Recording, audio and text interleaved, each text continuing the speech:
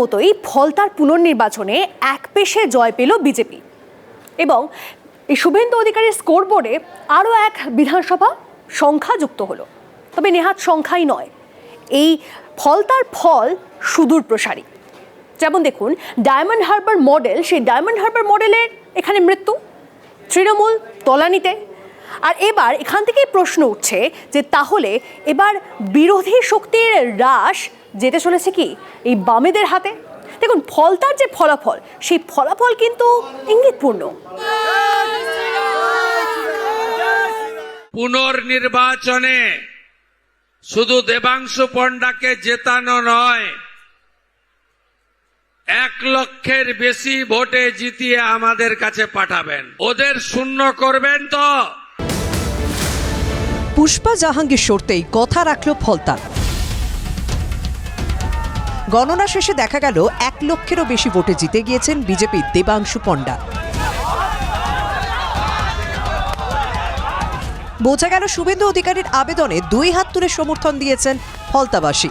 এখন মানুষ ভোট দিয়েছে, মানুষ স্বাধীনতা পেয়েছে, মানুষের ভোট ভোটে মানুষ দিয়েছে, মন ভরে ভোট দিয়েছে, জনগণ স্বতঃস্ফূর্তভাবে ভোট দিয়েছে, পুরো জনগণ ভোট দিতে পেরেছে বলে কিন্তু আজকে এই জয়ের মার্জিনে আমরা এসে গেছি। মনোবল একদম তুঙ্গে। ফলতাবাসীর দেখছেন যেভাবে বাঁচছে, যেভাবে স্বাধীনভাবে বাঁচছে, নতুন করে বাঁচতে পারছে, মনোবল তো একেবারেই তুঙ্গে আছে। ফলতায় বিজেপির রেকর্ড জয়ের থেকেও এবারে বড় হয়ে উঠেছে তৃণমূলের 4র্থ স্থান পাওয়া। কারণ বদলের বাংলায় এই ফলাফলে খড়কুটোর মতো উড়িয়ে দিয়েছে অভিষেক বন্দ্যোপাধ্যায়ের ডায়মন্ড হারবার মডেল।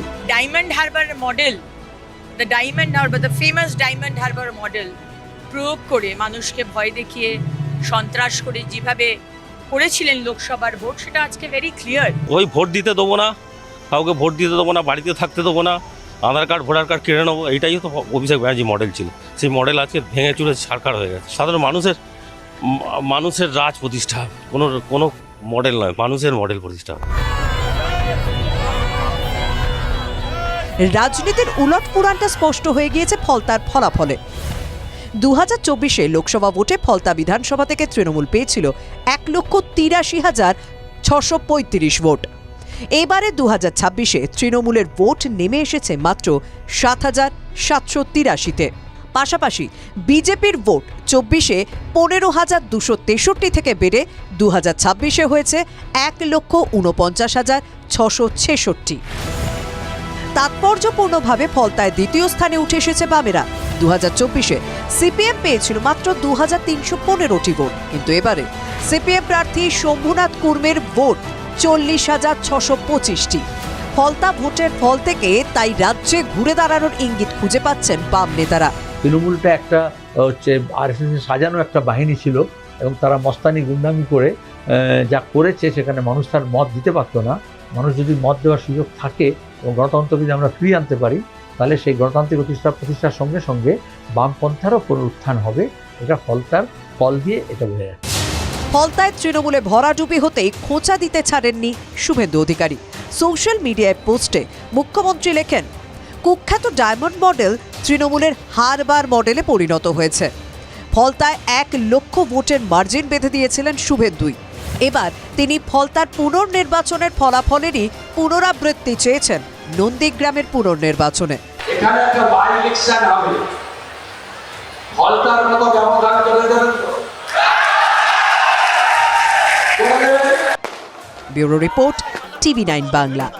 অনুপ্রবেশের বিরুদ্ধে এবারে ডাবল ইঞ্জিনের সরকার নামছে ময়দানে। ইতিমধ্যেই জেলা শাসকদের কাছে একটি নির্দেশ পৌঁছে গিয়েছে। সেই নির্দেশে বলা হচ্ছে যে একটি হোল্ডিং সেন্টার তৈরি হবে। যাদেরকে চিহ্নিত করা হবে অনুপ্রবেশকারী হিসেবে, তাদেরকে সেই হোল্ডিং সেন্টারে রাখা হবে। তারপর সেখান থেকে পুশব্যাক করা হবে। ডিটেক্ট, ডিলিট, এবারে ডিপোর্ট।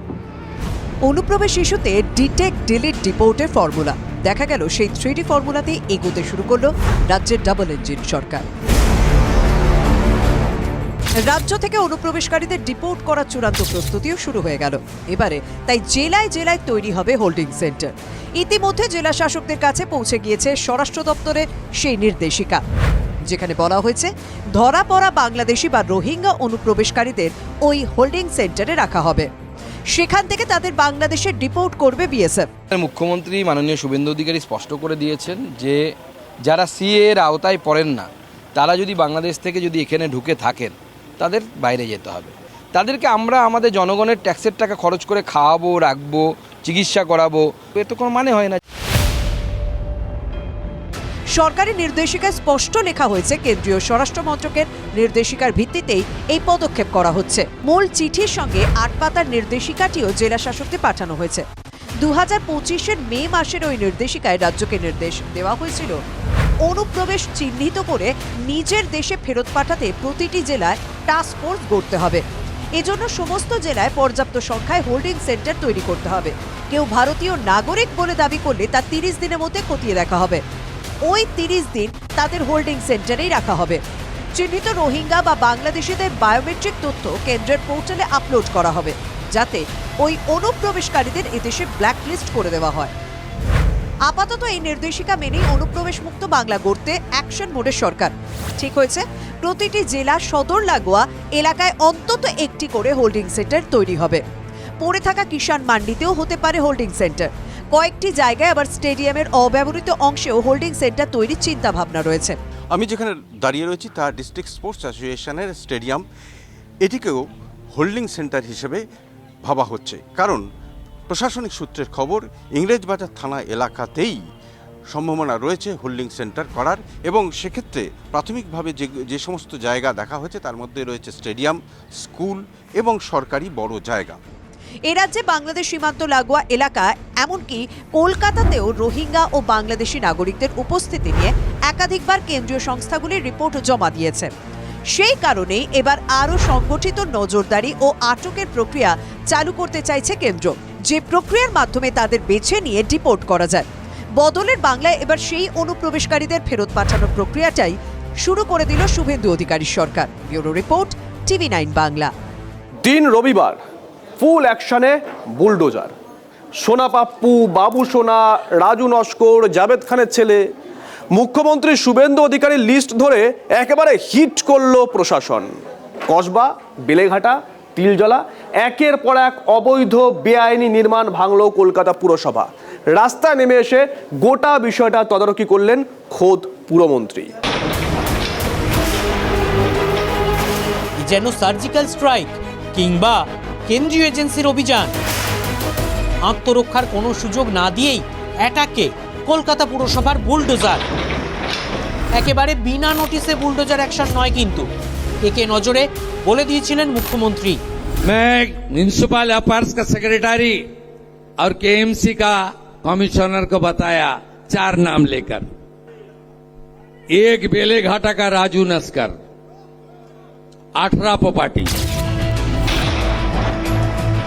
বেলেঘাটায় 1/3 ইস্ট ফুলিয়া রোড, পূর্ব ফুলিয়া রোডের ছবিটা সরাসরি দেখাবো, যে একটা অবৈধ নির্মাণ এই মুহূর্তে কলকাতা পুরসভার তরফ থেকে ভেঙে দেওয়ার কাজ চলছে। এবং এই নির্মাণ যে ছবিটা দেখাচ্ছি, এই নির্মাণটি বা এই বহুতলটি কিন্তু তৈরি করা হয়েছিল রাজু নস্কর, বেলেঘাটা রাজু নস্কর এবং তার সঙ্গীরা, তার বিজনেস পার্টনার যারা, তারা মিলে এই নির্মাণটি তৈরি করেছিল।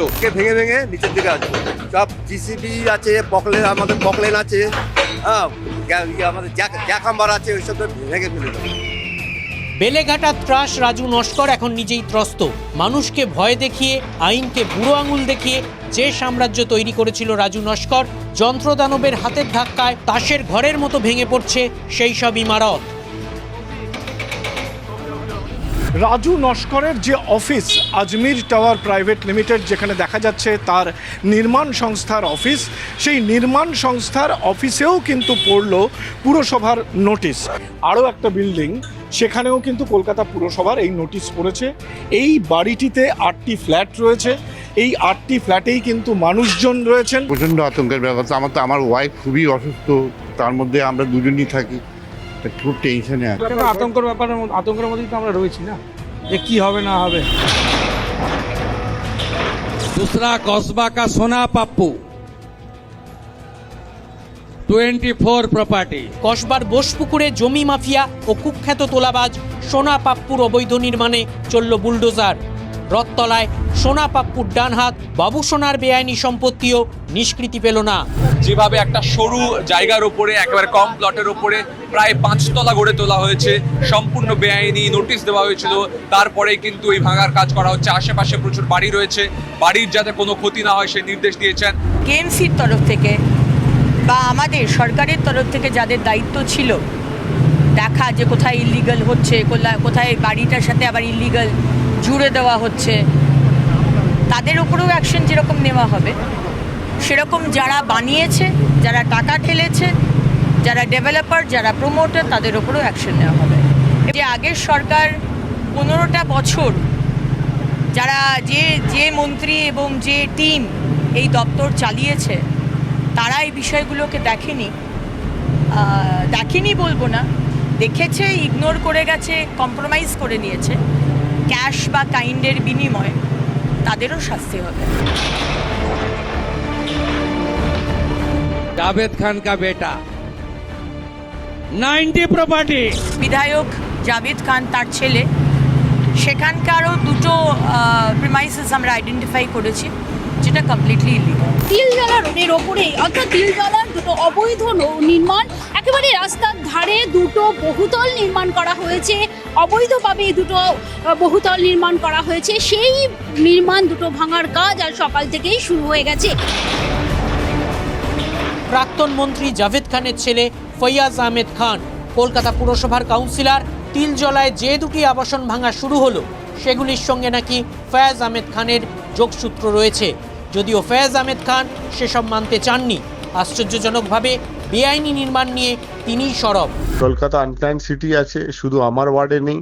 আমি তো 10 বছরের কাউন্সিলর, তপসিয়া প্রায় 80% বিল্ডিং ইলিগাল। কোনো কাউন্সিলর কিন্তু জানে না কোন বিল্ডিং আইনি হচ্ছে, কোন বিল্ডিং বেআইনি হচ্ছে, আর আমাদের ইখতিয়ারের বাইরে। তাহলে বুলডোজারের অভিমুখ এবার কোন দিকে? ভাতিজা অভিষেক ব্যানার্জি। পুর কমিশনার স্মিতা পান্ডে জানিয়ে দিয়েছেন একটি বেআইনি বাড়িও রেহাই পাবে না, প্রতিটি বেআইনি নির্মাণ ভেঙে ফেলা হবে। আগে এইগুলোকে করি, এক একটা করে ধরবো, সবাইকে ধরবো, যেটা বেআইনি সেটা বেআইনি। এইটা তো শুরু করেছি, now this shall continue, this will continue. ये लोग लूटा है। টিভি9 বাংলার জন্য সুজয়, সৌরভ, সুমন, সোমা ও সুচরিতার রিপোর্ট, কলকাতা। বিজেপি সরকারের বুলডোজার চলছে বাংলায়, আর তাতেই ঝুরঝুর করে ভেঙে পড়ছে তৃণমূল নেতাদের বেআইনি বাড়ি। শেখ সুফিয়ান নন্দীগ্রামের নেতা, তার আবার জাহাজ বাড়ি, সেই জাহাজ বাড়িও আছে এই বুলডোজার চালানোর তালিকায়। বলছেন, হুঁশিয়ারি দিচ্ছেন মুখ্যমন্ত্রী শুভেন্দু অধিকারী। এখানেও সব বড় বড় ফাঁকা বাড়ি করে বসে আছে। কলকাতায় তো দেখেছেন আজকে জাভেদ খানের বেটা সোনা পাপ্পু, রাজু নস্কর মহানগরটা থেকে বেরোতে দেন, আস্তে আস্তে আস্তে আস্তে সব হবে জাহাজ বাড়ি হোগা।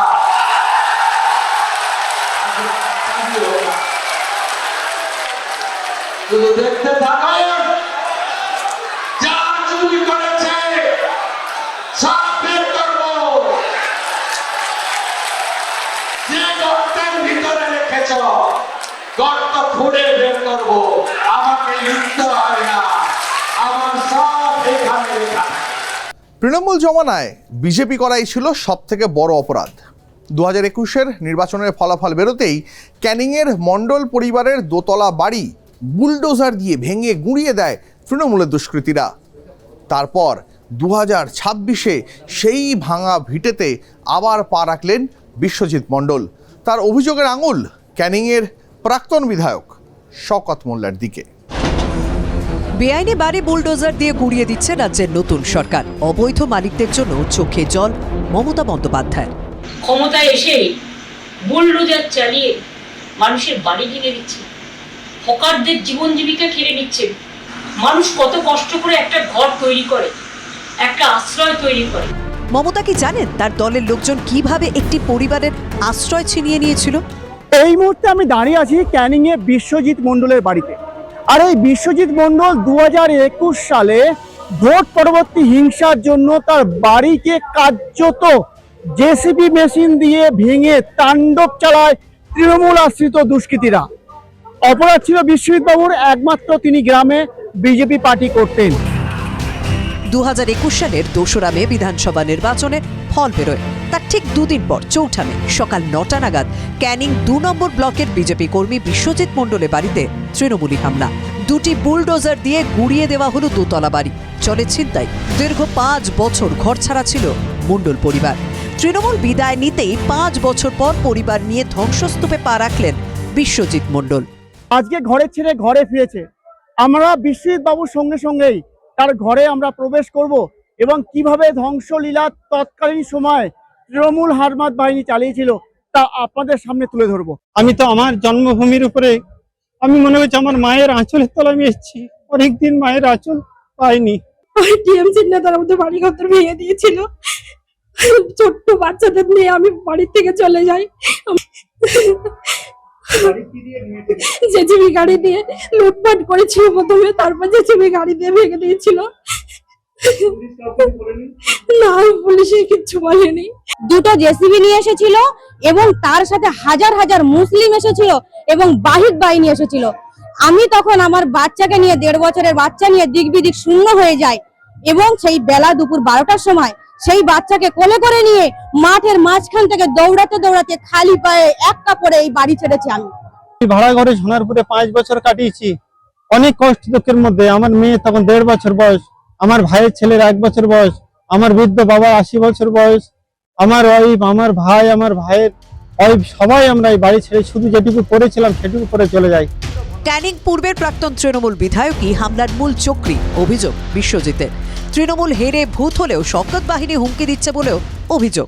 শওকত মোল্লার হারমাত বাহিনীরা হাজার হাজার মানুষ এনে আমার বাড়ি থেকে সর্বস্ব লুটপাট করে নিয়ে যায়। আজ আমি বাড়িতে এসেছি তাও পর্যন্ত বিভিন্ন জায়গাতে হুমকি দিচ্ছে যে ওকে ফিরে যেতে দেবো না গ্রাম থেকে। এরকম প্ল্যান আমরা বড়বাবুকে থানায় জানিয়েছি যে আবুতালেব লস্কর এখনো মেশিন পার্নি এলাকায় ঘুরছে, যে মানুষটা এলাকায় সন্ত্রাস সৃষ্টি করছে। এখনই শওকত বাহিনীকে গ্রেপ্তারের দাবি ক্যানিং এর বিজেপি নেতৃত্বের। আজকের ওপেন ঘুরে বেড়া যারা ক্যানিং পুরো বিধানসভাকে শ্মশানে পরিণত করেছে, সেই সমস্ত ক্রিমিনালরা গ্রেপ্তার হচ্ছে না। যে কোনো মুহূর্তে আমাদের কার্যকর্তাদের উপর আঘাত আসতে পারে। এই বিষয়ে প্রশাসনকে বলবো মেরুদণ্ড সোজা রেখে আমাদের প্রিয় মুখ্যমন্ত্রীর বার্তাকে অনুসরণ করে তাদেরকে গ্রেপ্তার করুন। জেলায় জেলায় অভিযুক্ত তৃণমূল নেতাদের ধরপাকড় চালাচ্ছে প্রশাসন। বিধ্বস্ত মণ্ডল পরিবার কি দ্রুত বিচার পাবে? দেবব্রত মণ্ডলের রিপোর্ট, TV9 বাংলা।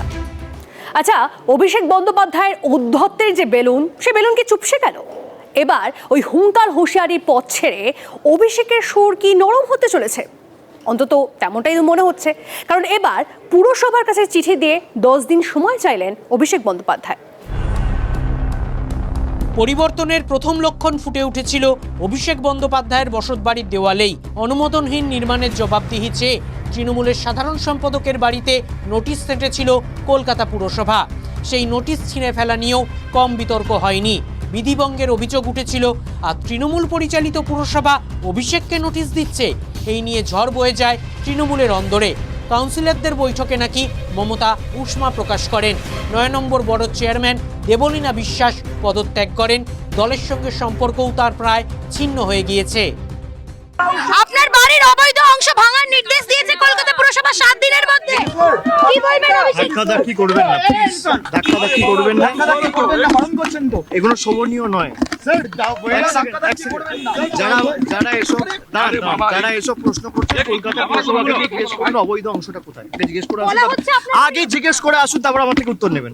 আপনি স্পেসিফিক্যালি জিজ্ঞেস করুন কোন অবৈধ অংশ। যে অবৈধ অংশ মার্ক করে দেবে, উত্তর আমার থেকে নিয়ে যাবেন। সাংবাদিকদের উদ্দেশ্যে অভিষেকের এই উদ্ধত উত্তর তাঁরই ক্ষতি করেছে। জনমানুষে তাঁর ইমেজ এমনিতেই খারাপ ছিল, আরও খারাপ হয়েছে। কিন্তু সেই ঔদ্ধত্যও তো ধরে রাখতে পারলেন না তৃণমূলের সাধারণ সম্পাদক। সূত্রের খবর, তথ্য দেওয়ার জন্য আইনজীবী মারফত কলকাতা পুরসভাকে চিঠি দিয়েছেন অভিষেক বন্দ্যোপাধ্যায়। শনিবার সন্ধে 10 দিনের জন্য সময় চাইলেন অভিষেক বন্দ্যোপাধ্যায়। আইনজীবী মারফত একটি চিঠি কলকাতা পুরসভায় গেছে, 10 দিন সময় চাওয়া হয়েছে।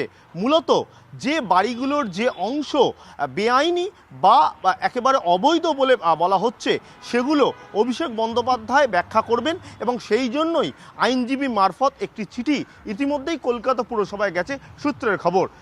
দেখুন, এটা আমাদের মাননীয় মুখ্যমন্ত্রী এবং আমাদের দপ্তরে যারা রয়েছেন, যারা এই লিগ্যাল বিষয়গুলো দেখছেন, তারা এটার আলোচনা করবেন। তাকে সময় দেওয়া হবে না, এই বিষয়ে কি হবে সেটা ডিসাইড করে জানানো হবে। সময় চেয়েছে কতদিন? সেটা 2 সপ্তাহ মতন সময় চেয়েছে, দেখছি আমরা তো কালকে বিকেলের দিকে পেয়েছি, দেখছি। ম্যাম, ডকুমেন্টস গুলো কি দিয়েছেন উনি? আরে বাবা, সেটা সময় চেয়েছেন তাহলে ডকুমেন্ট দিয়ে। Thank you ma'am. পুরসভার নোটিশ পেয়ে যে কেউ সময় চাইতে পারেন। অভিষেকের চিঠি সেদিক দিয়ে চোখ কপালে তোলার মতো কোনো বিষয় নয়, কিন্তু যে দম্ভের সঙ্গে কদিন আগে তিনি সাংবাদিকদের প্রশ্নের উত্তর দিয়েছিলেন, সেই দম্ভ কি ধরে রাখতে পারলেন? এখন তিনি বিজেপির আক্রমণের লক্ষ্যবস্তুও আর নন, উপহাস আর অগ্রাহ্য করার বস্তু। এই অধ্যত্ত অহংকার, মানুষকে তুচ্ছতাচ্ছিল্য করা, বড়দেরকে অসম্মান করা, নিজের দলের মধ্যে পর্যন্ত তিনি এতটাই নিন্দিত, ওনাকে নিয়ে যদি আমি কোনো কথা বলি তাহলে একটা পুঁতি গন্ধময় নর্দমায় ঢিল মারা হবে এবং সেখান থেকে আরও নতুন করে আবার গন্ধ বেরোবে।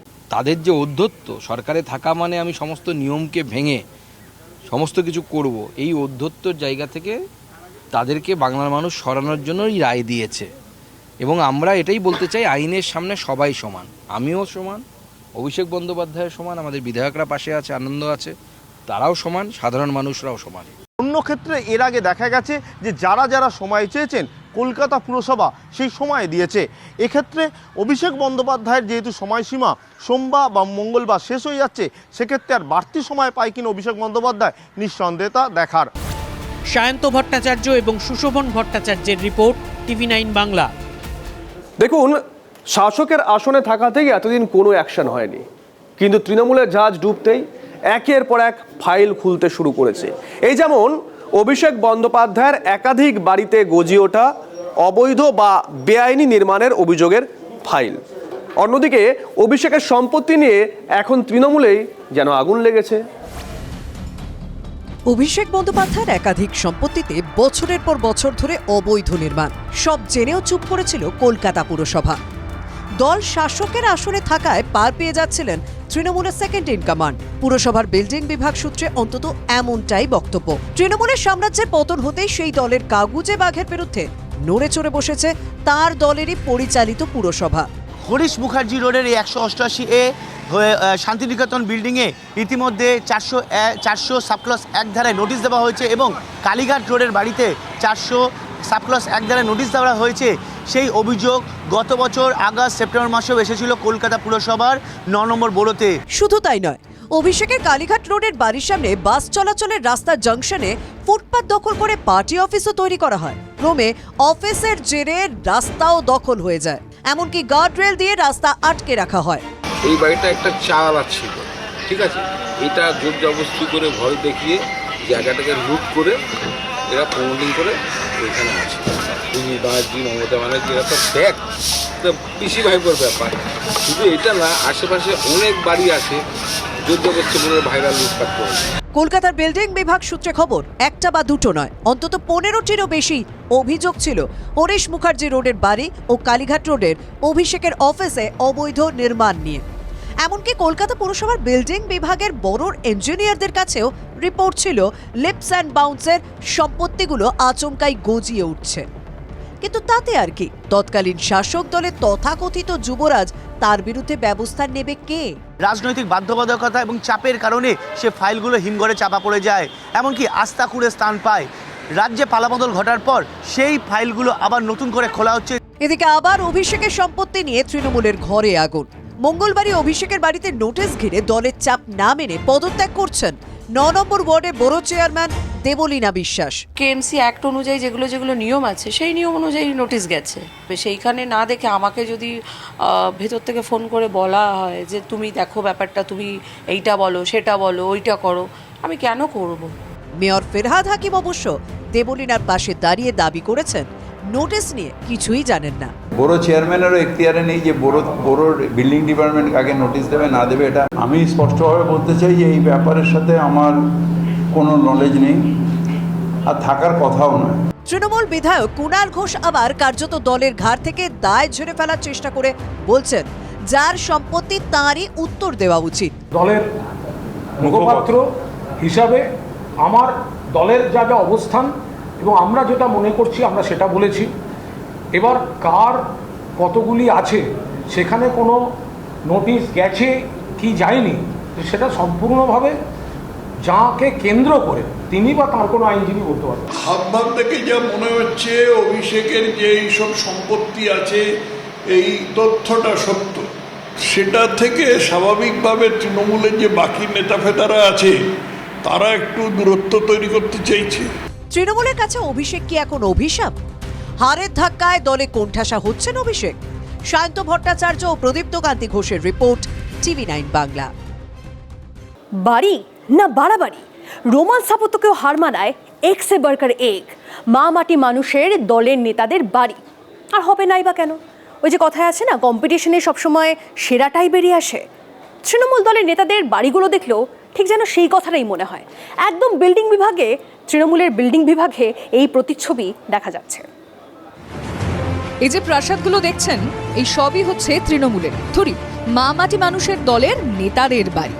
কারো সাতমহলা তো কারো আবার অট্টালিকা, কারো আবার বাড়ি নাকি রিসর্ট বোঝার উপায় নেই। কদিন আগেই আমরা দেখিয়েছি পৈলানি বিষ্ণুপুরের বিধায়কের বাগান বাড়ি। কি নেই সেখানে? গুহা, সুইমিং পুল থেকে আমোদ আহ্লাদের ভরপুর আয়োজন, যা কিনা অভিষেকের হরিশ মুখার্জি রোডের সাতমহলা শান্তিনিকেতনকেও হার মানায়। তৃণমূল কাউন্সিলর অনন্যা বন্দ্যোপাধ্যায়ের হাতিবাড়ির কথা তো না বললেই নয়। নন্দীগ্রামের শেখ সুফিয়ানের জাহাজ বাড়ি দেখে তো যে কারো চোখ কপালে উঠতে পারে। মৌখালীতে শওকত মোল্লার ভেড়িতে ঘেরা বাংলোয় বা কম কিসে? ক্যানিং পূর্বে প্রাক্তন তৃণমূল বিধায়কের বিলাসবহুল বাংলো, বাগান, মাছের ভেড়িতে ঘেরা বিলাসের প্রাসাদ। জীবনতলা থানার ক্যানিং পূর্ব বিধানসভার মৌখালীর ঠিক আমার পিছনে এই যে পাঁচিল দেওয়া ঘেরা সবুজ বনানীর মধ্যে যে বাড়িটি, সেই বাড়িটিই হলো ক্যানিং পূর্বের প্রাক্তন বিধায়ক তথা এলাকার তৃণমূল কংগ্রেস নেতা শওকত মোল্লার। তৃণমূলের প্রাক্তন কাউন্সিলররাই বা পিছিয়ে থাকে কেন? হলদিয়ারের সঞ্জিত পট্টনায়কের বিলাসবহুল অট্টালিকা। তৃণমূল করার সুবাদে একাধিক বাড়ি, ফ্ল্যাট এবং চাকরি বিক্রি, দুর্নীতির কালো টাকা প্রচুর, সেই টাকাটাই কিন্তু ও এইসব করেছে। তমলুকের প্রাক্তন ব্লক সভাপতির কোটি টাকার বাড়ি। পেশায় হাই স্কুলের শিক্ষক মানস দাস। তিনি আবার পূর্ব মেদিনীপুর প্রাথমিক শিক্ষা সংসদের চেয়ারম্যান ছিলেন। প্রাসাদের টক্করে কিন্তু পিছিয়ে নেই তৃণমূলের পাহারাদার পুলিশও। কালীঘাট থানার প্রাক্তন ওসি শান্তনু সিনহা বিশ্বাসের কান্দির এই প্রাসাদ। উনি এত উঁচু পোস্টে ছিলেন, সেটা অপব্যবহার উনি করেছেন পোস্টের, সেটা সবাই জানে। উনার বোন পৌরসভার ভাইস চেয়ারম্যান আছেন। পৌরসভাতেও আমাদের কাছে অনেক খবর আসছে, অনেক দুর্নীতি হয়েছে। সেই রাজ্যেই প্রাক্তন মুখ্যমন্ত্রী প্রফুল্ল সেন। মৃত্যুর সময় তার সম্পত্তি বলতে ছিল মাত্র 4 জোড়া ধুতি পাঞ্জাবি ও এক আলমারি ভর্তি বই। বাংলার আরেক প্রাক্তন মুখ্যমন্ত্রী বুদ্ধদেব ভট্টাচার্য থাকতেন 2 কামরার ফ্ল্যাটে। 34 বছর রাজ্য শাসন করেছে যে দল, সেই দলের একসময়ের রাজ্য সম্পাদক বিমান বসু বালিগঞ্জ সার্কুলার রোডের কোটি টাকার পৈতৃক বাড়ি ছেড়ে আলিমুদ্দিন স্ট্রিটের পার্টি অফিসের একটি ঘরেই এখনো জীবন কাটাচ্ছেন। শুধু এরাই নন, শালতোরার চন্দনা বাউরি দুবারের বিজেপি বিধায়ক। তারপরও বদল হয়নি দৈনন্দিন জীবনে। সাত সকালে নিজে হাতে আলু সেদ্ধ সহযোগে মার ভাতের থালা নিয়ে বসে পড়েন। আর সেই বাংলাতেই তৃণমূলের নেতাদের রাজপ্রাসাদ, দামি দামি গাড়ি, রাজকীয় জীবনযাপন। এই সবটাই কি অনুপ্রেরণা, নাকি রাজনীতির স্ট্যাটাস সিম্বল হয়ে দাঁড়িয়ে জাঁকজমক দেখান? এবার কি সেই সব দুর্নীতির প্রাসাদের ওপর বুলডোজার চলবে? Bureau report, TV9 Bangla. Trinamool নেত্রী মমতা বন্দ্যোপাধ্যায় কর্মীদের নতুন উদ্যমে ঝাঁপানোর বার্তা দিচ্ছেন। অন্যদিকে তৃণমূলের সেনাপতি তিনি মিথ্যের ফিরিস্তি দিয়ে বলছেন যে তাদের কর্মীরা বিভিন্ন জায়গায় অত্যাচারিত। আর বিরোধী দলনেতা তিনি তো বলছেন অনেক জায়গায় তৃণমূল কর্মীরা খাবার পর্যন্ত পাচ্ছেন না। কিন্তু এইটা কেউ বলছেন না যে তৃণমূলের কর্মীরা, নেতারা এতদিন বিভিন্ন জায়গায় কি করে বেরিয়েছে। কিন্তু সেই তৃণমূলের না বলা কথা আজ TV9 বাংলা আপনাদের সামনে তুলে ধরবে। আমরা নিয়ে যাব বর্ধমানের জামালপুরে, সেখানে আরেক শাহজাহানের খোঁজ দেব। এক ঝলক দেখলে মনে হতে পারে ধানের গোডাউন, আরেক ঝলক দেখলে মনে হতে পারে সারের গোডাউন।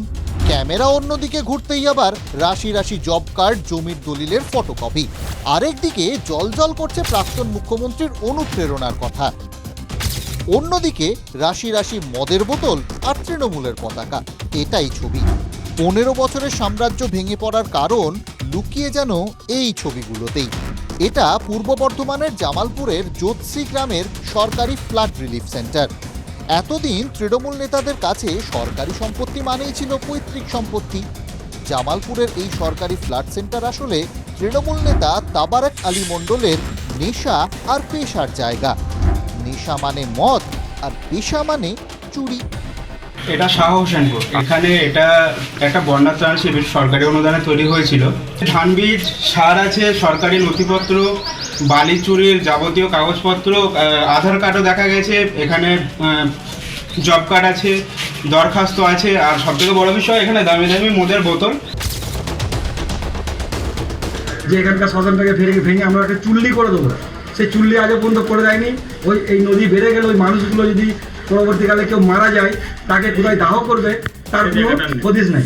চাষিদের জন্য সরকারি বরাদ্দ চুরি করাই ছিল তৃণমূল নেতা তাবারেকের কাজ। তার স্ত্রী আবার যোৎসি গ্রাম পঞ্চায়েতের প্রধান। শুধু কি চাষিদের হক চুরি করা?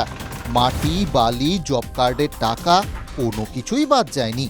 সরকারি কমিউনিটি হল থেকে তাবারেক চালাতো তার বালি চুরির কারবার। সব আধুনিক যন্ত্রপাতি, সব হয়েছে দিনের আলোয়। কিন্তু কেউ তো কিছুই জানতেন না তৃণমূল নেতারা সবাই যে জনতার কাজে ভীষণ ব্যস্ত ছিলেন। হিন্দু মুসলিম সবাই এই এরিয়াটা সবই চাষ করে খাওয়া হতো। সেই পার্কিং হবে বলে এখানে ভর্তি করে তারপরে করলো কি, এবার ওরা বালি খাদের বালি ব্যবসা করতে শুরু করলো। এই জিসিবিগুলো ওই সব ওদেরই। আমাদের শ্মশানটাকেও নষ্ট করে দিলে, খেলার মাঠটাকেও নষ্ট করে দিলে, ওরা আমরা বলতে রইল কি যে এটা প্রজেক্ট হবে বা পার্ক হবে, এইসবের জন্য আমাদের চষা জমি থেকে সরিয়ে দিলে। স্থানীয়রা বলছেন 2021 বিধানসভা ভোটের পর থেকেই তাবারেকের রকেট গতিতে উত্থান। হতদরিদ্র তৃণমূল নেতা 5 বছরে হয়ে উঠলেন বিরাট সাম্রাজ্যের মালিক। স্থানীয়রা তাকে আড়ালে ডাকতেন জামালপুরের শাহজাহান নামে। বকুলতলায় তার ছিল শাস্তি দেওয়ার ডেরা।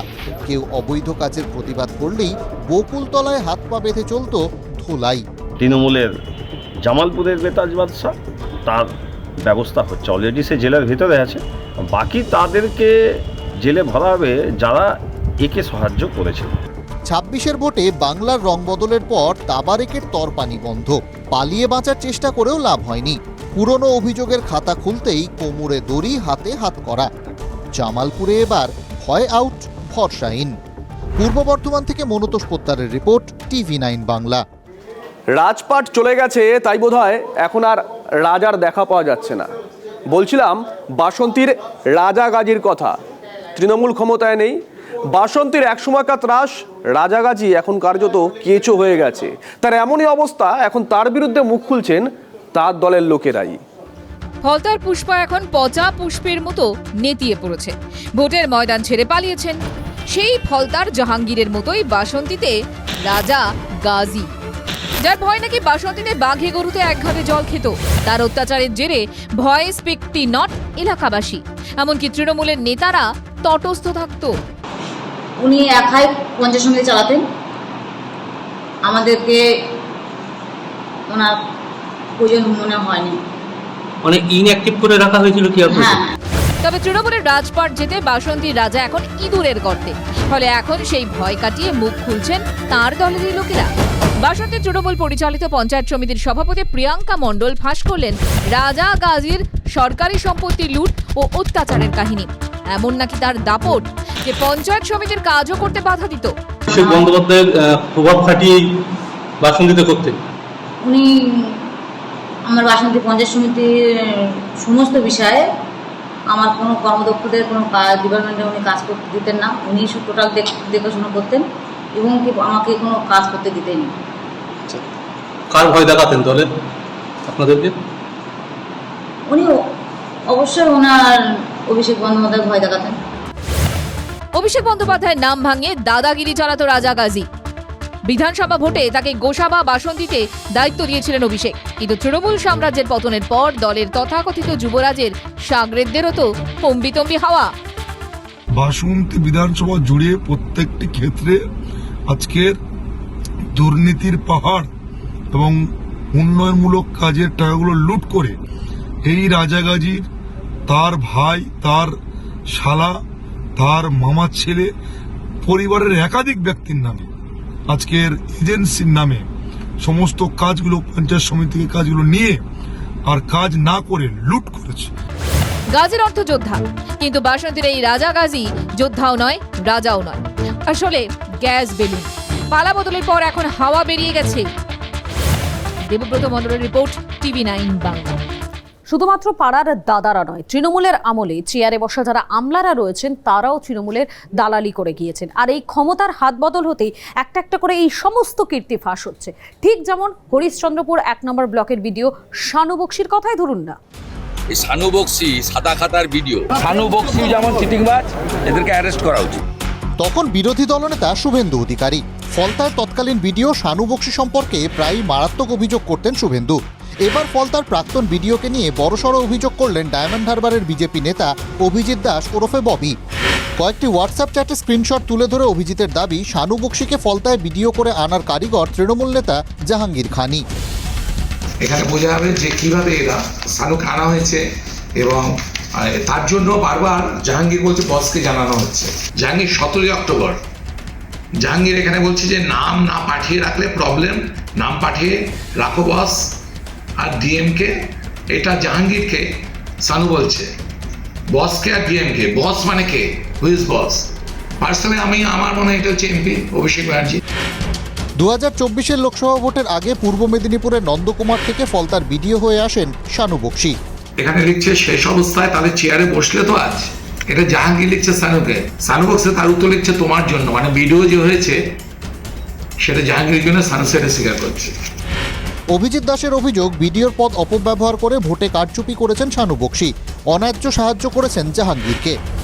এই যে শানু এখানে ভিডিও হওয়ার পর 2024 সাল লোকসভা ইলেকশন, এরা মিলে টোটাল প্রিসাইডিং অফিসারদেরকে চমকে ধমকে সিসিটিভি ক্যামেরা ঘুরিয়ে ইভিএমগুলোকে আপনার সেলোটেপ মারতে দিয়ে, সার্জিক্যাল টেপ মারতে দিয়ে, এটা ইনভেস্টিগেশন হওয়া দরকার আছে। বিধানসভা নির্বাচনের আগে ফলতা থেকে শানু বক্সিকে সরিয়ে দেয় নির্বাচন কমিশন। শানু এখন মালদার হরিশ্চন্দ্রপুর 1 ব্লকের ভিডিও। TV9 বাংলার প্রশ্নের সামনে শানুর মুখে এআই তত্ত্ব। দেখুন, জাহাঙ্গীর খানের সঙ্গে ওটা আমার চ্যাটিং কিনা ওটা ওনাকে প্রমাণ করতে হবে, ঠিক আছে? এবং এআই এর যুগে অনেক কিছু হচ্ছে, আমিও মেসেজগুলো পেয়েছি। যদি প্রমাণিত হয় যে ওটা আমার সাথে জাহাঙ্গীর খানেরই মেসেজ, তাহলে যা আমার এগেনস্টে অ্যাকশন নেওয়া হবে আমি মাথা পেতে নিই। 2016 সালের WBCS পরীক্ষায় পাশ করে শানু ভিডিও হন। শুভেন্দু বারবার যে নিয়োগ নিয়ে অভিযোগ তুলেছেন। এই শানু বক্সি সাদা খাতার ভিডিও, এটা আমার জানা নেই। আমি পরীক্ষা দিয়েছি, আমাকে নাম্বার দেওয়া হয়েছে, পিএসসি আমাকে ইন্টারভিউতে ডেকেছে, আমি সেখানে ইন্টারভিউ দিতে গিয়েছিলাম। ইন্টারভিউতে আমি কোয়ালিফাই করেছি, দেন আমি চাকরি পেয়েছি। তারপর আমাদের আবার ডিপার্টমেন্টাল পরীক্ষাও হয়, সেটাতে মানে কোয়ালিফাই করার পরে কিন্তু আমি কনফার্মেশনটাও হয়েছে। নিজের অফিসারের বিরুদ্ধেই কি তদন্ত শুরু করবেন মুখ্যমন্ত্রী শুভেন্দু অধিকারী? তৃণমূল আমলে নিয়োগ দুর্নীতির ভাইরাস সব জায়গাতেই ছড়িয়ে পড়েছিল, তা বলে WBCS অফিসার নিয়োগেও। নিশ্চয় মনে আছে আপনাদের প্রশান্ত বর্মনের বিডিও পদে নিয়োগ নিয়ে এর আগে একাধিক প্রশ্ন উঠেছিল, আর এবার আরও এক প্রশ্ন, আরও এক চাঞ্চল্যকর তথ্য। মমতা ব্যানার্জি তার ভিডিওদের দিয়ে, যার মধ্যে 50 থেকে 60টা ভিডিও ভুয়া, পিএসসি আমাকে ডকুমেন্ট দিয়ে দিয়েছে, 50 থেকে 60টা ভুয়া ভিডিওকে আমি চিহ্নিত করে দেবো। I am working very sincerely. 1952 সালের 2রা অক্টোবর ভারতে চালু হয়েছিল কমিউনিটি ডেভেলপমেন্ট প্রোগ্রাম। বিধানচন্দ্র রায়ের আমলে ব্লকে ব্লকে নিযুক্ত হয়েছিলেন সমষ্টি উন্নয়ন আধিকারিক বা বিডিওরা। কিন্তু 74 বছর পেরিয়ে এসে আমরা কি দেখছি? বিডিওদের একাংশের নিয়োগেও দুর্নীতি, অনিয়ম, স্বজন পোষণের অভিযোগ। পাবলিক সার্ভিস কমিশনের মাধ্যমে রাজ্যে বিডিও নিয়োগ হয়। 2018 সালে সেই নিয়োগে প্রশান্ত বর্মনের নাম ছিল সবার উপরে। অভিযোগ, তিনি সাদা খাতা জমা দিয়ে চাকরি পেয়েছেন। একেবারে তালিকায় প্রথম নামটিই ছিল প্রশান্ত। স্কোরশিটে প্রশান্ত বর্মনের নাম্বার ছিল 5919, যাকে বলে ফিকটিশিয়াস নাম্বার। এটা পরীক্ষকও জানতে পারেন না, যাতে স্বজন পোষণের সুযোগ না থাকে। এই স্কোরশিটেই দেখা যাচ্ছে প্রশান্ত পেয়েছেন 0, কিন্তু পরবর্তীতে সেই নাম্বারই বদলে হয় 162। কোন জাদুমন্ত্রে? একাধিক অভিযোগ ওঠায় পাবলিক সার্ভিস কমিশন চিঠি দেয় প্রশান্তকে। তাতে নম্বরে গড়মিলের কথা উল্লেখ করা হয়। এর উপরে একাধিক মামলা হয়, যার প্রেক্ষিতে নোটিফিকেশন জারি করেছিল পাবলিক সার্ভিস কমিশন। তাতে বলা হয় মামলার রায় যতদিন না বেরোয় ততদিন নিয়োগ হবে না। 19 পেয়ে পাশ করে সে কি করে বিডিও হয়ে আসে, যার ন্যূনতম জ্ঞানটুকু থাকে না, যে একজন ক্রিমিনাল, মানে সোনার ব্যবসায়ীকে খুন করলো। আমি জানি না মুখ্যমন্ত্রীর হাত মাথায় ছিল বলে উনি এরকম ভাবে মানে এত দুর্নীতি করে বেরিয়েছেন। এদিকে স্বর্ণকার খুনের মামলার পর থেকে প্রশান্ত বর্মন গা ঢাকা দিয়েছেন, ফলে তার প্রতিক্রিয়া পাওয়া যায়নি। ব্লক সমষ্টি উন্নয়ন আধিকারিকরা নির্ধারিত এলাকার উন্নয়নের দেখভালের দায়িত্বে থাকেন। পদাধিকার বলে তারাই হন পঞ্চায়েত সমিতির কার্যনির্বাহী আধিকারিক। প্রয়োজন বলে তার এলাকার আইন শৃঙ্খলা পরিস্থিতি সামলাতে নির্দেশ দিতে পারেন। ব্লক স্তরের বিভিন্ন উন্নয়নমূলক কমিটির চেয়ারম্যান পদ সামলাতে হয় তাকে। এছাড়াও মৎস্য, সংখ্যালঘু উন্নয়ন, নারী ও শিশু কল্যাণ, স্বনির্ভর গোষ্ঠী, যুব কল্যাণ ও ক্রীড়ার মতো একাধিক বিভাগের নোডাল অফিসার হিসেবে দায়িত্ব সামলাতে হয় বিডিওকে। ফলে বিডিও নিয়োগের ক্ষেত্রে যদি ব্যাপকভাবে দলতন্ত্রের ভাইরাস ঢুকে পড়ে থাকে তাহলে তা বাংলার জন্য বিপজ্জনক। সুপ্রিয় গুহর রিপোর্ট, TV9 বাংলা। লক্ষ্য স্বচ্ছ নিয়োগ, এই কারণেই খোল নলচে বদলে ফেলে নতুন নিয়োগ নীতি আনছে সরকার। রোজগার মেলা থেকে এরকমই ঘোষণা করলেন মুখ্যমন্ত্রী শুভেন্দু অধিকারী। কোন দপ্তরে কত শূন্য পদ রয়েছে তার একটা তালিকা চাওয়া হয়েছে। 3রা জুনের মধ্যে সেই তালিকা জমা দিয়ে বিজ্ঞপ্তি প্রকাশ করার নির্দেশ দেওয়া হয়েছে। ইতিমধ্যে আপনারা জানেন আমাদের খুব বদনাম হয়ে গেছে পশ্চিমবঙ্গে। আমরা আগামী অ্যাসেম্বলিতে রিক্রুটমেন্ট পলিসির জন্য যে নতুন আইন করা দরকার সেটা করব। স্বচ্ছতাই সেবা স্লোগান তুলেছিলেন প্রধানমন্ত্রী নরেন্দ্র মোদী। পরিবর্তনের বাংলায় সরকারি নিয়োগের স্বচ্ছতা আনতে নীতি পরিবর্তনের পথে হাঁটলেন মুখ্যমন্ত্রী শুভেন্দু অধিকারী। মোদী সরকার আয়োজিত 19তম রোজগার মেলার দিনে নতুন আইন এনে নিয়োগ নীতিতে বৈপ্লবিক বদল আনার কথা ঘোষণা করলেন মুখ্যমন্ত্রী শুভেন্দু অধিকারী। এবার কার্বন কপি রিটিন পরীক্ষার আমরা পরীক্ষায় বসবেন তাদের দেব। ওরালের নাম্বারটা একটু কম করে স্বচ্ছতার সঙ্গে যাতে আগামী দিনে রিক্রুটমেন্ট হয় এবং তার স্কোর রিক্রুটমেন্ট বোর্ড গুলো ওয়েবসাইটে দিয়ে দিতে পারে। হোয়াটসঅ্যাপ মেসেজ দিয়ে অ্যাপয়েন্টমেন্ট বা রিক্রুটমেন্ট না হয়। বাংলায় প্রথম বিজেপি সরকারের এই সিদ্ধান্তের ফলে নতুন আশায় বুক বাঁধছেন লক্ষ লক্ষ চাকরি প্রার্থী। সত্যি খুব ভালো পদক্ষেপ মুখ্যমন্ত্রী শুভেন্দু অধিকারী মহাশয়। আমরা চাই আপনার সঙ্গে আলোচনায় বসতে। পূর্বসূচি মতোই শনিবার ভিডিও কনফারেন্সের মাধ্যমে 19তম রোজগার মেলার উদ্বোধন করেন প্রধানমন্ত্রী। কেন্দ্রীয় সরকারের বিভিন্ন বিভাগে 51,000 নিয়োগপত্র তুলে দেওয়ার ঘোষণা করেন তিনি। भारत के युवाओं को अवसर मिले, रोजगार मिले, ग्लोबल एक्सपोजर भी मिले। প্রধানমন্ত্রী এই বার্তা এবং মুখ্যমন্ত্রীর পদক্ষেপে বাংলা নিয়োগে সব বাধা কাটবে বলে আশাবাদী রাজনৈতিক মহল। পশ্চিমবঙ্গকে যেভাবে আপনারা দেখেছেন এবার আপনারা অন্যরকম দেখবেন। মমতা বন্দ্যোপাধ্যায় যা যা বলেছিলেন সেগুলো করে দেখিয়েছেন।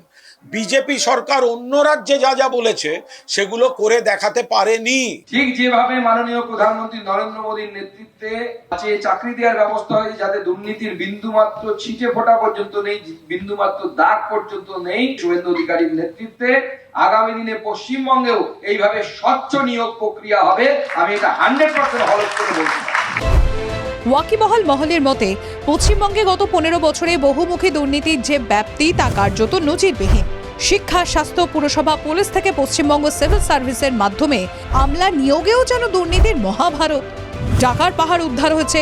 তৃণমূল জামানার কত ভিআইপি এখন হয় জেলে, না হয় জামিনে। অনিয়মের ফাঁসে বৃত্ত হয়েছে আসল মেধা। চালে এমন কাকড় মেশানো হয়েছে যে যোগ্যরাও বঞ্চিত। একদিন না একদিন অন্ধকার ঘুচবে, এই প্রত্যাশাতেই বিজেপিকে দুহাত ভরে সমর্থন করেছেন বঙ্গবাসী। তাই দায়িত্বভার নিয়েই মুখ্যমন্ত্রী শুভেন্দু অধিকারী দুর্নীতির দেয়াল ভেঙে ফেলার সিদ্ধান্ত নিয়েছে, যার ফলে বাংলার সরকারি নিয়োগে নতুন বসন্তের আশায় অসংখ্য মানুষ। Bureau report, TV9 Bangla. রাজ্যে পালাবদল হতে বিজেপি সরকার একের পর এক পদক্ষেপ নিয়ে যাচ্ছে, আর তার মধ্যে অন্যতম আরজিকর ফাইলস। আর এই আরজিকর ফাইলস ওপেন হতেই মানে খুলতেই এবারে বিপদ বাড়ছে অভিজ্ঞদের, কেননা স্ক্যানারে রয়েছেন এই সাসপেন্ডেড আরএমও। কেন বলছি কথা দেখুন। আরজিকরের ইনসিডেন্ট এবং তার পরের কিছু বিষয়গুলো নিয়ে কি তারা কিভাবে হ্যান্ডেল করেছেন। পরে ইনিশিয়ালি আজকে আমরা একটা অ্যাডমিনিস্ট্রেটিভ অ্যাকশন নিলাম। সরকার বদলের সঙ্গে সঙ্গে বাংলার স্বাস্থ্যক্ষেত্রে জঞ্জাল সাফাইয়ের কাজ শুরু হয়ে গেছে। আরজিকর ফাইল খোলার ঘোষণার সঙ্গে সঙ্গেই সাসপেন্ড হয়েছিলেন 3 আইপিএস। এবার তদন্তের আওতায় আনা হলো suspended resident medical officer Abhik দেকে। তার বিরুদ্ধে ওঠা অভিযোগের বিভাগীয় তদন্তের নির্দেশ দিয়েছেন রাজ্যপাল RN রবি। সার্ভিস কোটায় এসএসকেএমে পোস্ট গ্র্যাজুয়েশন কিভাবে করলেন অভিক, রাজ্যপালের নির্দেশে তাও এবার তদন্তের আওতায়। হেড কালচারের এই মাথায় এই অভিক দে, আমরা হসপিটালে গিয়ে দেখেছিলাম এরা সিন অফ ক্রাইম যেটা বলছে সেখানে উপস্থিত ছিল অভিক দে লাল জামা পরা, এটা আমরা দেখেছিলাম। এসএসকেএমের পিজিটি অভিক তিলোত্তমার মৃত্যুর পর ক্রাইম সিনে লাল জামা পরে তাকে দেখা গিয়েছিল। বর্তমানে সাসপেন্ডেড আইপিএস ইন্দিরা মুখোপাধ্যায় তখন যার পরিচয় আড়ালের চেষ্টাও করেছিলেন। এখানে যারা আছে আমি তাদের একটু আপনাদের সাথে পরিচয় করিয়ে দিচ্ছি। আমাদের ফিঙ্গারপ্রিন্ট এক্সপার্ট যেটা আমাদের ডিডির টিম আছে উনি আছেন, আমাদের এসি ডিডিআই আছেন, ডিডি সেকশনের ভিডিওগ্রাফার আছেন, অ্যাডিশনাল CP1 ছিলেন ওখানে আছেন এবং FSL এর স্টাফ আছেন। এই ব্যাপারে সেই সময় অভিক দে কি বলেছিলেন এবার শুনুন। আমি এরকম অনেক কথাবার্তা শুনছি আগের দিন রাত থেকে, 8 তারিখ রাত থেকে 9 তারিখ সকাল থেকে। তো প্রথমত একটা বিচারাধীন ঘটনা এটা হচ্ছে, এবং সময় অবশ্যই উত্তর দেবে যে কি অ্যাকচুয়াল ঘটনা। এসএসকেএম কর্তৃপক্ষের অনুমতি ছাড়াই স্বাস্থ্য দফতরের তদন্তে ক্রাইম সিনে উপস্থিতি স্বীকার করেন অভিক। তাই এই ঘটনায় পুলিশ প্রভাবশালী আঁতাতের অভিযোগ উঠেছে বারবার। পারিপার্শ্বিক যা আছে, phone call record, WhatsApp chat, এগুলো আমরা পরে পরে বের করব। তখনকার যারা অফিসাররা ছিলেন তাদের সঙ্গে কাদের কথা হয়েছে, কোনো মন্ত্রী মুখ্যমন্ত্রী দিদেন টাইমে তাদের কোনো ইনস্ট্রাকশন ছিল কিনা। এই প্রসঙ্গেই প্রাক্তন মুখ্যমন্ত্রী মমতা বন্দ্যোপাধ্যায়ের কড়া শাস্তির দাবি করেছেন তিলোত্তমার মা বাবা। সন্দীপ ঘোষ তো সমস্ত পাণ্ডার মাথা, এবং সন্দীপ ঘোষকে তৈরি করেছেন আমাদের প্রাক্তন মুখ্যমন্ত্রী মমতা ব্যানার্জি। প্রাক্তন মুখ্যমন্ত্রীকে অ্যারেস্ট করা হোক এবং তার যেন ফাঁসি হয়। আমাদের সাসপেক্টেড লিস্টে প্রথম যখন আমার মেয়েকে খুন করা হয়েছিল তখন যদি 10-12 জন অ্যারেস্ট হতেন, এখন সম্পূর্ণভাবে তদন্ত করলে কমপক্ষে 50 জন অ্যারেস্ট হবেন। আরজিকর কাণ্ডের জল গড়াতে ধীরে ধীরে অভিক দে, বিরূপাক্ষ বিশ্বাসদের সঙ্গে আরজিকরের তৎকালীন অধ্যক্ষ সন্দীপ ঘোষের সঙ্গে দহরম মহরম। উত্তরবঙ্গ লবি, মেডিকেল কলেজ ক্যাম্পাসে থ্রেট কালচারের সিন্ডিকেটের মতো গুচ্ছ অভিযোগ সামনে আসে। 2024 সেপ্টেম্বরে অভিক দেকে সাসপেন্ড করে স্বাস্থ্য ভবন ও রাজ্য মেডিকেল কাউন্সিল। কিন্তু এরপর অভিক দে এবং বিরূপাক্ষ বিশ্বাস এরা স্বাস্থ্য দপ্তরে, স্বাস্থ্য ভবনে এরা দুজনই একটা স্পেশাল ঘরের ভেতর বসে কিভাবে থ্রেট কালচারটাকে চালানো যায় সারা পশ্চিমবঙ্গ জুড়ে সেই প্ল্যান প্রোগ্রাম ওখানে বসে করতেন। নির্বাচনী প্রচারে প্রধানমন্ত্রী থেকে কেন্দ্রীয় স্বরাষ্ট্রমন্ত্রী প্রত্যেকেই আশ্বাস দিয়েছিলেন আরজিকর কাণ্ডে সুবিচার হবেই হবে। বাংলায় প্রথম বিজেপি সরকার তৈরির পরে আরজিকর কাণ্ডে গতি পেল তদন্তের প্রক্রিয়া। মাননীয় প্রধানমন্ত্রী এবং মাননীয় মুখ্যমন্ত্রীকে আমি প্রণাম জানাই, সত্যিই তারা কথা রেখেছেন। Bureau report, TV9 Bangla. সরকারি স্কুলগুলোতে আবার ছাত্র ফিরিয়ে আনতে কড়া পদক্ষেপ নিচ্ছে রাজ্য সরকার।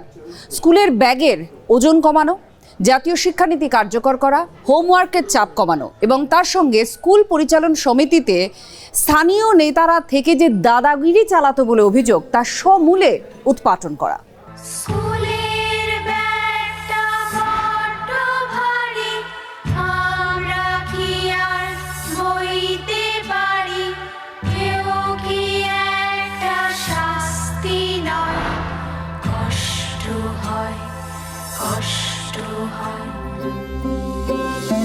কষ্ট এবার লাঘব হবে সরকারি উদ্যোগে।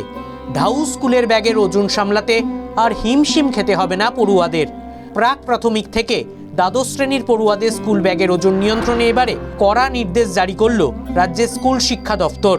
জাতীয় শিক্ষানীতিতে ব্যাগের ওজনের বিধি আগেই বেঁধে দিয়েছিল কেন্দ্রীয় শিক্ষা মন্ত্রক। এবার সেই বিধি দ্রুত কার্যকর করার নির্দেশ পৌঁছে গেল রাজ্যের স্কুলগুলোয়। নতুন নিয়ম অনুযায়ী কোনো পড়ুয়া স্কুল ব্যাগের ওজন তার নিজের শরীরের ওজনের 10% বেশি হতে পারবে না। আমার ধারণা আমার ছেলে স্পন্ডিলাইটিস হয়ে গেছে, এই ধরনের বিপত্তির মুখোমুখি রয়েছি। এখন ব্যাপারটা হচ্ছে যে আমাদের ছেলেগুলোর ক্ষতি যা হওয়ার হয়ে গেছে, যেগুলো একদম ছোট বাচ্চা বা স্কুলে এই বছর শিক্ষাবর্ষে যারা ভর্তি হবে, আশা করব সরকার যদি এখন এই পদক্ষেপটা নেয় তারা অন্তত বাঁচবে, কিছু লোকের তো উপকার হোক। এই যে নতুন ইনিশিয়েটিভটা সরকারের থেকে নেওয়া হয়েছে যে 10% হবে নিজের ওজনের থেকে, আমার মনে হয় খুব ভালো ইনিশিয়েটিভ এটা। এই ভারটা কমিয়ে যদি একটু আমরা অন্যান্য দিকেও কনসেন্ট্রেট করি যে সে কি ভালোবাসছে, সেগুলো করলে তাহলে খুব ভালো হবে। শুধু ব্যাগ নয়, হোমওয়ার্ক নিয়েও একাধিক নির্দেশিকা জারি করেছে শিক্ষা দপ্তর। প্রথম ও দ্বিতীয় শ্রেণীর পড়ুয়াকে হোমওয়ার্ক দিতে পারবে না স্কুল কর্তৃপক্ষ। তৃতীয় থেকে পঞ্চম শ্রেণীর পড়ুয়া প্রতি সপ্তাহে সর্বাধিক 2 ঘন্টা হোমওয়ার্ক করবে। ষষ্ঠ থেকে অষ্টমের পড়ুয়া রোজ 1 ঘন্টা হোমওয়ার্ক করবে। নবম থেকে দ্বাদশের ছাত্রছাত্রীরা হোমওয়ার্কের জন্য প্রতিদিন 2 ঘন্টা সময় ব্যয় করবে। পড়ুয়াদের ব্যাগের বোঝা কমছে, পাশাপাশি স্কুলগুলোর ওপর চাপিয়ে দেওয়া বোঝাও হালকা করা হচ্ছে। সরকার মনোনীত পরিচালন কমিটিগুলোকেও ভেঙে দেওয়ার ঘোষণা করেছে বিকাশ ভবন। ঠিক হয়েছে পুরনো রাজনৈতিক মনোনীতদের সরিয়ে সম্পূর্ণ গণতান্ত্রিক পদ্ধতিতে নির্বাচন করে নতুন স্কুল পরিচালন সমিতি তৈরি করা হবে। এ নিয়ে কেন্দ্রীয় নির্দেশিকাও রাজ্যের কাছে পৌঁছে গিয়েছে। তৃণমূল জমানায় নিয়ম ছিল সরকারের মনোনীত কেউ কমিটির সভাপতি হবেন, যার পিছনে থাকতো প্রত্যক্ষ রাজনৈতিক মদত। কিন্তু নতুন নিয়মে স্পষ্ট জানানো হয়েছে স্কুল কমিটির মাথায় আর কোনো রাজনৈতিক প্রতিনিধি বসতে পারবেন না, তার জায়গায় থাকবেন অভিভাবকরা। ফলে সরাসরি রাজনৈতিক হস্তক্ষেপের সুযোগ আর থাকলো না। বানতলায় বিশ্বমানের শাটলার তৈরির কারখানা। মুখ্যমন্ত্রী শুভেন্দু অধিকারীর মুখ্য উপদেষ্টা সুব্রত গুপ্তর ব্যাডমিন্টন সেন্টারে TV9 বাংলা। এখানে রয়েছে 8টি বিশ্বমানের কোর্ট। প্রতিনিয়ত এখানে খেলা শিখছে 700 জন ছাত্র। শুভেন্দু অধিকারীর মুখ্য উপদেষ্টা সুব্রত গুপ্তর এই ব্যাডমিন্টন সেন্টারে কোচিং করাচ্ছেন জাতীয় স্তরের প্রাক্তন খেলোয়াড়েরা।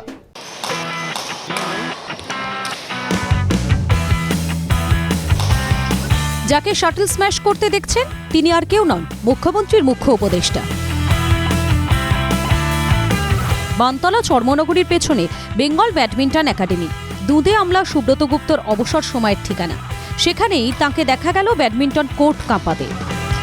কিন্তু নিজের ব্যক্তিগত জীবনে সবসময় ব্যাডমিন্টনকে একটা আলাদা জায়গা দিয়েছেন সুব্রত গুপ্ত। এই মুহূর্তে মুখ্যমন্ত্রীর সঙ্গে বৈঠক করে এসেও সেই ব্যাডমিন্টন যে একাডেমি, সেখানে বেশ কিছুটা সময় কাটালেন কচিকাচাদের সঙ্গে এবং আরেকবার যেরকমভাবে এর আগেও মনোনিবেশ করতেন এই খেলায়, সেরকমভাবে এদিনেও খেলাতেই মনোনিবেশ করলেন সুব্রত গুপ্ত। বাংলায় এসআইআর থেকে শুরু করে 2 দফায় হওয়া বিধানসভা নির্বাচন, তার হাত ধরে গত 6 মাসে পুরোপুরি পাল্টে গিয়েছে বাংলার ভোট সংস্কৃতি।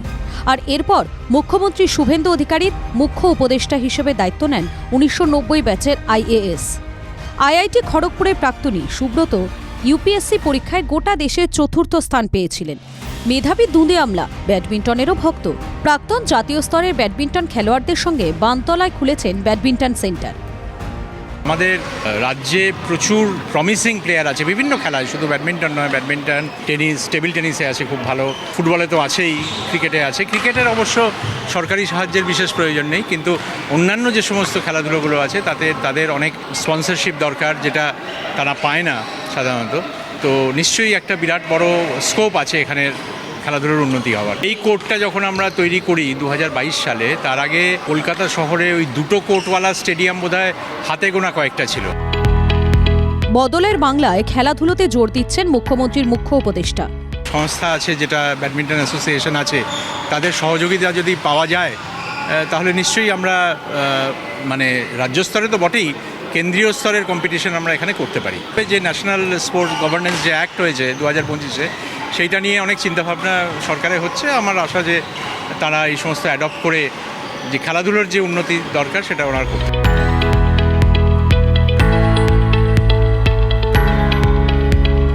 8খানা বিশ্বমানের ব্যাডমিন্টন কোর্ট আছে এবং বহু বাচ্চা এখানে খেলছে।